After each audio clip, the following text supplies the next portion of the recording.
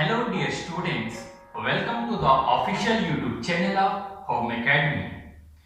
I am your tutor for today's lesson and today we will learn about chemistry in everyday life.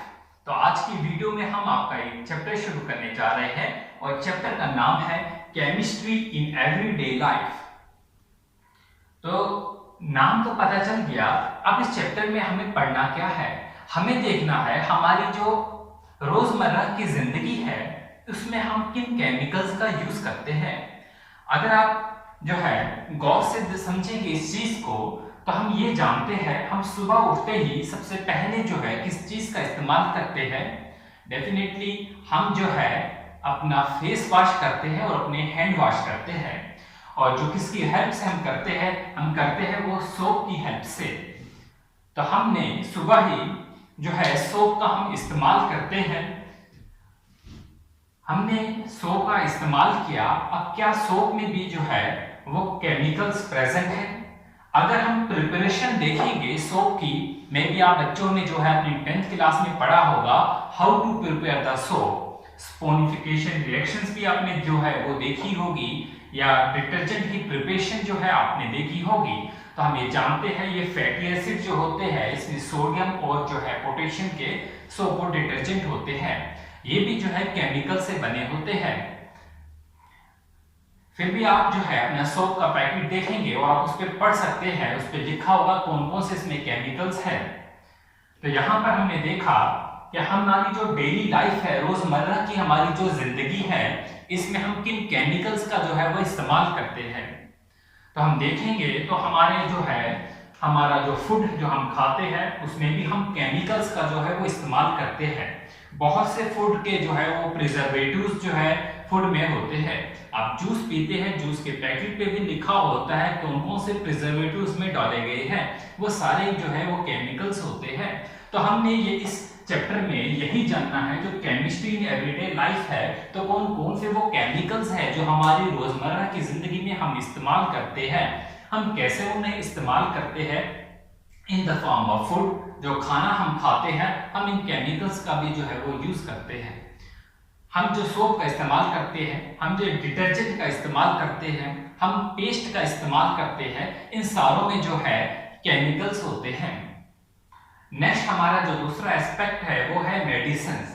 अगर आप में कोई disease है या आपके किसी फैमिली मेंबर में, वो डेफिनेटली मेडिसिन्स का यूज करता है, और ये जो मेडिसिन्स होती है ये भी क्या होती है, केमिकल्स होते हैं बेसिकली। तो इस चैप्टर में बेसिकली जो है केमिस्ट्री इन एवरीडे लाइफ में हम जो कंसेप्ट कवर करने वाले हैं ये दो कवर होंगे। पहला कवर होगा हमारा इसमें केमिकल्स इन मेडिसिन, हम उन केमिकल्स के बारे में जानने वाले हैं जो मेडिसिन में यूज होते हैं। और सेकंड हम पढ़ेंगे केमिकल्स इन फूड, सोप और डिटर्जेंट में जो केमिकल्स जो है वो यूज होते हैं। तो यहाँ पर अगर आप किसी भी कॉम्पिटिटिव एग्जामिनेशन के लिए प्रिपेयर कर रहे हैं तो यहाँ से डेफिनेटली एक क्वेश्चन जो है वो आने वाला है। और अगर कोई भी वनडे कॉम्पिटिटिव एग्जामिनेशन के लिए प्रिपेयर कर रहे हो और अगर ये चैप्टर आपके उसमें जो है मेंशन किया गया है तो यहाँ से डेफिनेटली क्वेश्चन जो है वो पूछे जाएंगे। तो शुरू करते हैं हम इस चैप्टर को। तो आज जो मैं डील करूंगा, यहाँ पर हम पढ़ेंगे केमिकल्स इन मेडिसिन। तो हम इस वक्त जो है केमिकल्स, उन केमिकल्स के बारे में जानने वाले हैं जो मेडिसिन में जो है वो यूज होते हैं। तो यहाँ पर जो है केमिकल्स इन फूड, सोप और डिटर्जेंट को जो है आज हम नहीं ले रहे हैं। यहाँ पर हम जानने वाले हैं हर वो केमिकल, यहाँ पर बहुत से ऐसे केमिकल्स होते हैं जो मेडिसिन में यूज होते हैं। हम सारे ही जो है कोई ना कोई मेडिसिन जो है वो यूज करते हैं आज की डेट में। बहुत कम ऐसे लोग होते हैं जो मेडिसिन पे डिपेंड नहीं है। हमारे पास बहुत सी जो है वो डिजीजेस है। हमारे पास सपोज हम यहाँ पर पढ़ने वाले हैं एंटीपायरेटिक्स ड्रग्स के बारे में, हम पढ़ेंगे एंटी मलेरियल ड्रग्स के बारे में, हम पढ़ने वाले हैं एंटीबायोटिक्स के बारे में, एंटी डिप्रेसेंट के बारे में, एंटी एसिड्स के बारे में, और हमारे पास जो है बहुत सी ट्रैंक्विलाइजर्स है, बहुत सी ऐसी जो है वो डिजीजेस है, एंटीसेप्टिक्स है यहाँ पर। तो आज जो है हम पहला शुरू करने जा रहे हैं एंटीपायरेटिक्स। उससे पहले हम एक बात जान ले, एक टर्म होती है कीमोथेरेपी। कीमोथेरेपी जो है वो क्या होता है, the branch of science which deals with the treatment of diseases. ऐसे साइंस की ब्रांच जो डील करती है with the treatment of disease. आपने कोई भी डिजीज जो है वो ठीक करनी है, जो डॉक्टर है वो आपको जो है प्रिस्क्राइब करेगा कोई ना कोई मेडिसिन, तो सुटेबल केमिकल्स, और वो जो मेडिसिन होगी, आपने हमारे पास कोई भी डिजीज है, डिजीज के लिए जो है हमें जो है प्रिस्क्राइब करेगा डॉक्टर मेडिसिन, और जो ये मेडिसिन है ये सुटेबल मेडिसिन होगी किसी भी पार्टिकुलर डिजीज के लिए। और इन मेडिसिन में जो है हमारे पास क्या होते हैं, केमिकल्स, और यही केमिकल्स हम पढ़ने वाले हैं केमिकल्स इन मेडिसिन में। तो आज का हमारा जो पहला केमिकल है वो है एंटीपायरेटिक्स। एंटीपायरेटिक्स ड्रग्स के बारे में हम जानेंगे क्या होता है।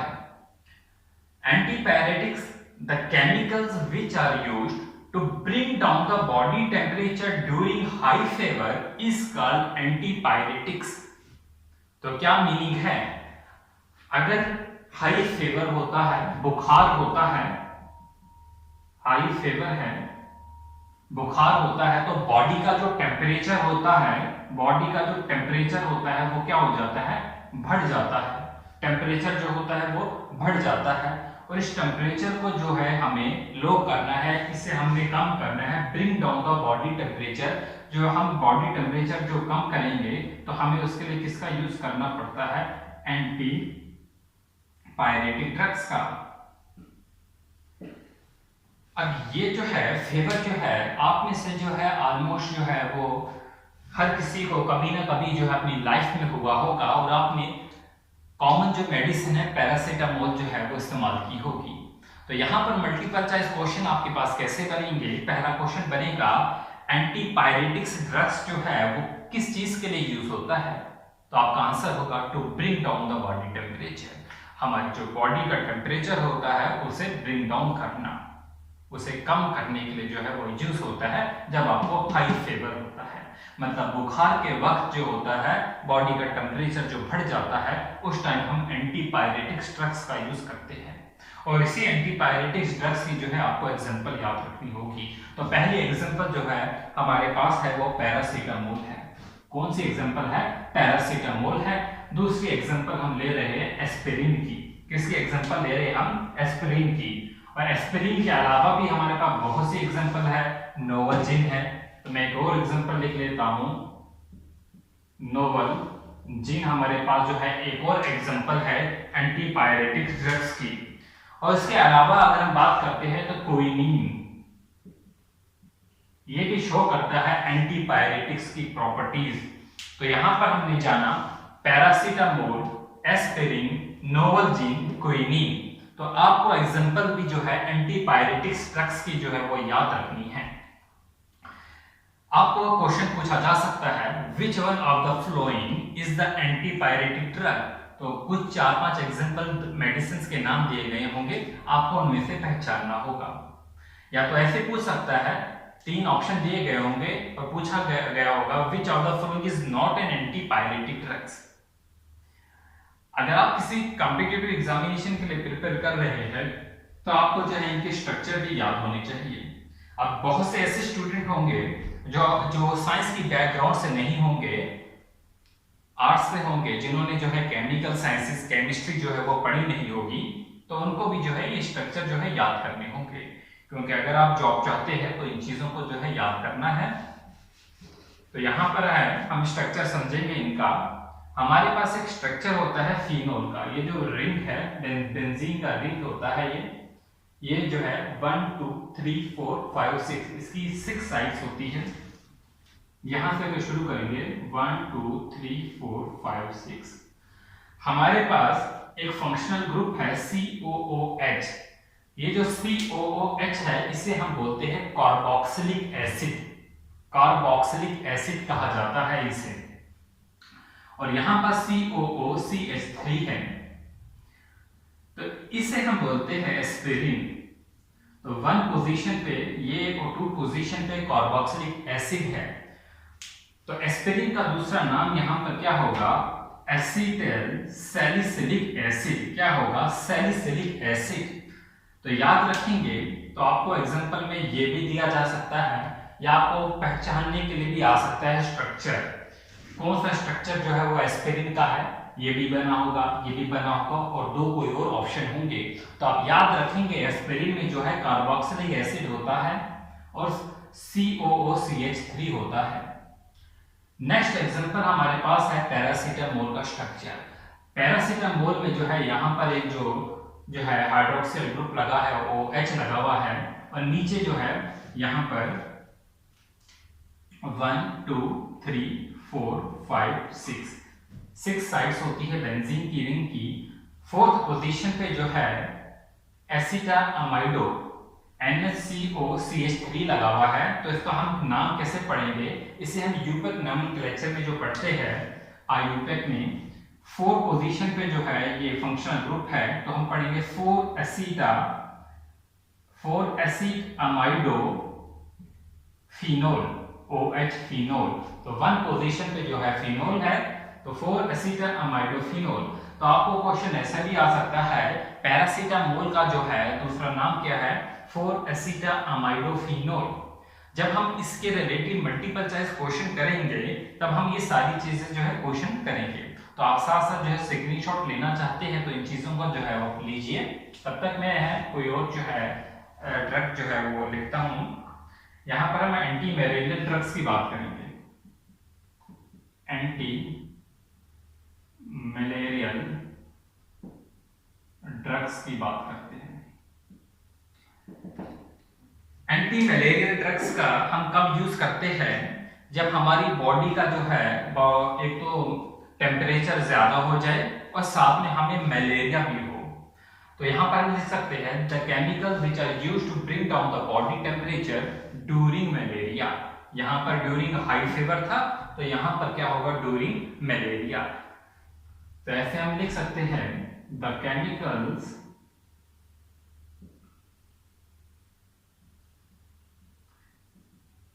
which are used to bring down the body temperature during malaria।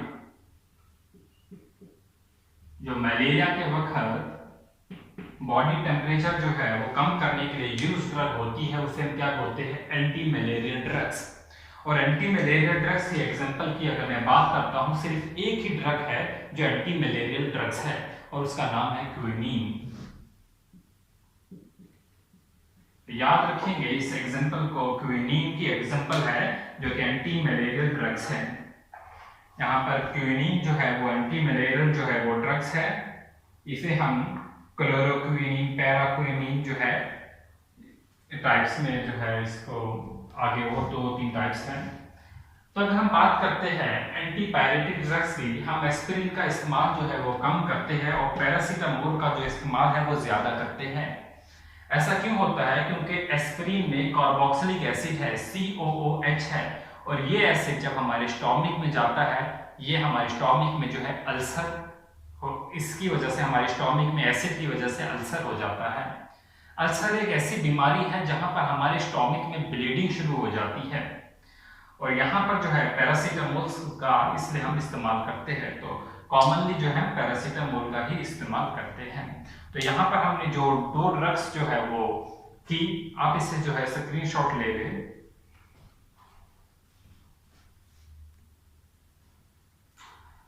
तो नेक्स्ट ड्रग्स जो हमारे पास है वो है एनाल्जेसिक्स। एनाल्जेसिक्स कौन सी ड्रग्स होती है, ऐसी drugs medicine used for getting relief from pain. ऐसी मेडिसिन जो हमें रिलीफ देती है पेन से, किसी भी दर्द से जो है रिलीफ देती है, वो मेडिसिन जो होती है उन्हें हम एनाल्जेसिक्स कहते हैं। Analgesics medicine these are of 2 types, जिनमें एक नार्कोटिक्स आता है और एक नॉन नार्कोटिक्स ड्रग्स आती है। Narcotic drugs and non narcotic drugs. Narcotics drugs कौन सी होती है, the drugs which produce relief and unconsciousness are called narcotics drugs.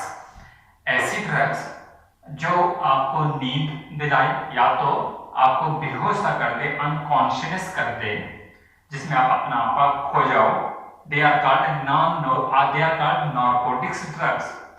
इसकी generally they are the opium products. ये एक्चुअली में क्या होते हैं, ये ओपियम प्रोडक्ट्स होते हैं, ओपियम प्रोडक्ट्स याद रख लेना। और इनकी मोस्ट इंपॉर्टेंट एग्जांपल है मॉर्फिन डाइएसिटेट। मॉर्फिन डाइएसिटेट जो है वो एनाल्जेसिक की एग्जांपल है, और एनाल्जेसिक्स की नार्कोटिक्स वाले की। हाँ, इस मॉर्फिन डाइएसिटेट जो है इसको कॉमन टर्म्स में हम कहते हैं अपना हेरोइन। जो हेरोइन होती है, जो ड्रग हेरोइन होती है, मॉर्फिन होती है, वो मॉर्फिन डाइएसिटेट है वो, और उसका वो नार्कोटिक्स एनाल्जेसिक है। Next is non narcotics drugs. Non narcotics drugs they give immediate relief from pain and fever. Non narcotics drugs immediate relief देती है, एक तो पेन से, दर्द से, और फेवर बुखार से। तो मोस्ट इंपॉर्टेंट इसकी एग्जांपल है बूटाजोल आइडीन। बूटाजोल आइडीन एक एग्जांपल है, और दूसरी जो है ब्रूफिन। ब्रूफिन और बूटाजोल आइडीन जो है वो नॉन नार्कोटिक्स एनाल्जेसिक्स है। और इससे पहले जो हम एंटीपायरेटिक ड्रग्स पढ़े थे, जिसमें हमने क्या क्या पढ़ा, हमने पढ़ा एस्पिरिन, हम पढ़े पैरासीटामोल या फिनासेटिन। ये बोथ है, ये एनाल्जेसिक्स भी है और ये एंटीपायरेटिक ड्रग्स भी है। तो आपको याद रखना है एस्पिरिन, पैरासीटामोल, ये बोथ है, they act as both antipyretic as well as analgesics. तो इस चीज को जो है आप नोट करना चाहोगे तो कर लो।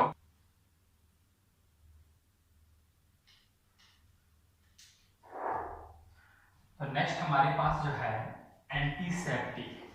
एंटीसेप्टिक क्या होता है, जैसे कि डेफिनेशन लिखी भी है, आपको वो दिख जाएगा।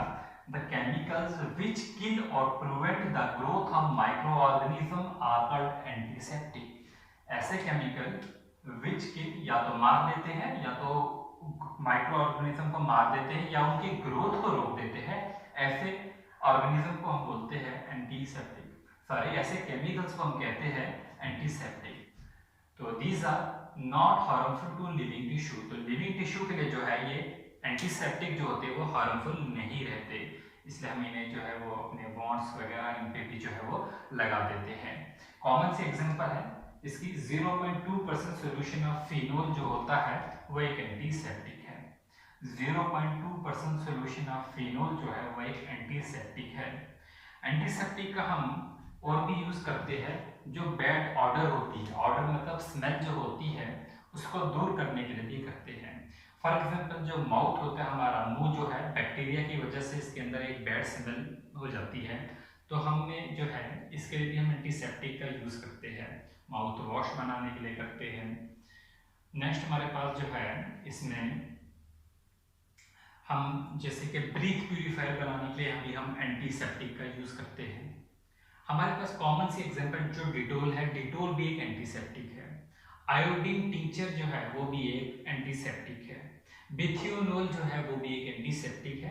ये जो है 3-4 एग्जांपल याद रख लेना। और एंटीसेप्टिक के बाद जो है हमारे पास डिसइंफेक्टेंट की बात करते हैं। तो डिसइंफेक्टेंट और इसमें भी यही फर्क है, जो डिसइंफेक्टेंट भी वही केमिकल होते हैं विच किल और prevent the growth of the micro organism. ये भी या तो मार देते हैं माइक्रो ऑर्गेनिज्म को, या तो उनकी ग्रोथ को रोक देते हैं। लेकिन इनमें फर्क कहाँ पर आता है, these are not harmful to living tissue, but disinfectant जो है वो हम लिविंग टिश्यू पे इस्तेमाल नहीं करते।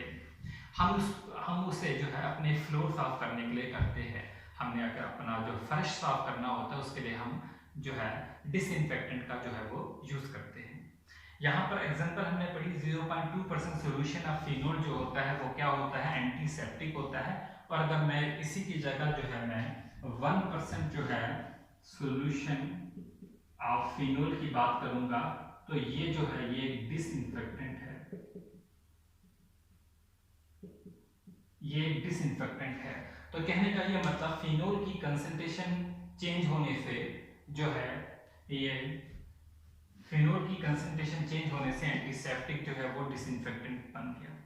तो यहाँ पर हम ये बात भी याद रखेंगे, एक ही सब्सटेंस एंटीसेप्टिक भी हो सकता है और जो है वो डिसइंफेक्टेंट भी हो सकता है, उसकी कंसंट्रेशन पे डिपेंड करता है।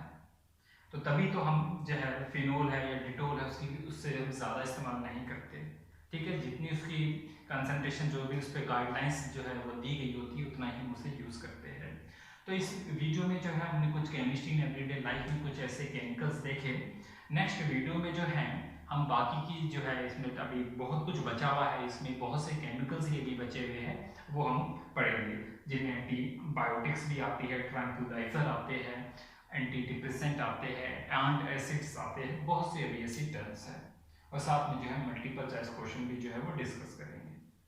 तो अगर आपको ये वीडियो पसंद आए अपने दोस्तों के साथ जो है वो ज़रूर शेयर कीजिए। चैनल को जो है जिन्होंने भी अभी तक सब्सक्राइब नहीं किया है चैनल को सब्सक्राइब करें ताकि आपको हर नई वीडियो की नोटिफिकेशन मिल जाए। हमारे फेसबुक पेज से, इंस्टाग्राम पेज से जो है वो भी जुड़ जाए।